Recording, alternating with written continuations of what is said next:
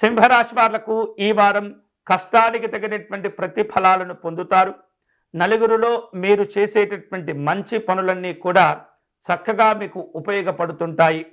వివిధ రూపాల్లో కుటుంబపరమైనటువంటి ఆధ్యాత్మికపరమైనటువంటి దైవ చింతనతో కూడినటువంటి కార్యక్రమాల్లో పాల్గొనే అవకాశాలు ఉన్నాయి. ఈ వారం మీకు అన్ని విధాలుగా కలిసి వస్తుంది.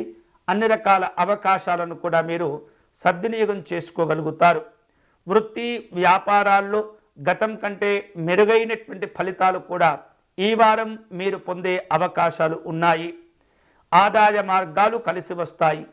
సామాజిక సేవా కార్యక్రమాల్లో పాల్గొంటారు. ఆస్తుల మూలంగా ఆదాయ పరిమితులు కూడా పెంచుకునేటటువంటి ప్రయత్నాలు జరుగుతాయి. విద్యార్థులకు ఈ వారం అనుకూలంగా ఉంటుంది. పలు రకాల పోటీ పరీక్షల్లో పాల్గొనటం, వాటి యందు విజయాలు సాధించుకునే అవకాశాలు కూడా ఉండబోతున్నాయి. నిరుద్యోగులకు ఈ వారం ఉన్నతపరమైనటువంటి లక్ష్యాలను అందచేస్తుంటాయి.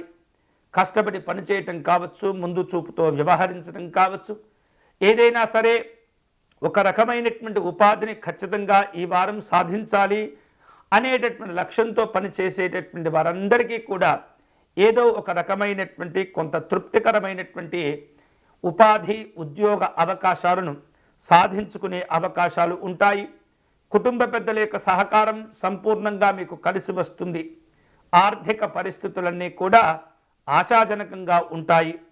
ఈ వారం విశేషమైనటువంటి శుభకరమైనటువంటి ఫలితాలు పొందే క్రమం కావచ్చు, ఆత్మవిశ్వాసాన్ని పెంచుకోవటం కావచ్చు, ధైర్యంగా మీరు అనుకునేది సాధించుకోవటం కావచ్చు, అధికారుల యొక్క ప్రశంసలను పొందేందుకై సూర్యనారాయణ స్వామిని పూజించే ప్రయత్నం చేయాలి. ఈ సింహరాశి వారు ఈ వారం సూర్యనారాయణ స్వామి వారిని ఎంతైతే భక్తిగా ఆరాధన చేస్తుంటారో అంతే వేగంగా శుభాలు కూడా పొందవచ్చు. ప్రతిరోజు కూడా సూర్యనారాయణ స్వామి నమస్కారం చేసుకోవటం, స్వామివారి దండకమును పారాయణం చేయటం, అష్టోత్తర శతనామార్చన నిర్వహించటం, ఇవన్నీ కూడా విశేషమైనటువంటి శుభాలు కలిగించే పరిహారాలే.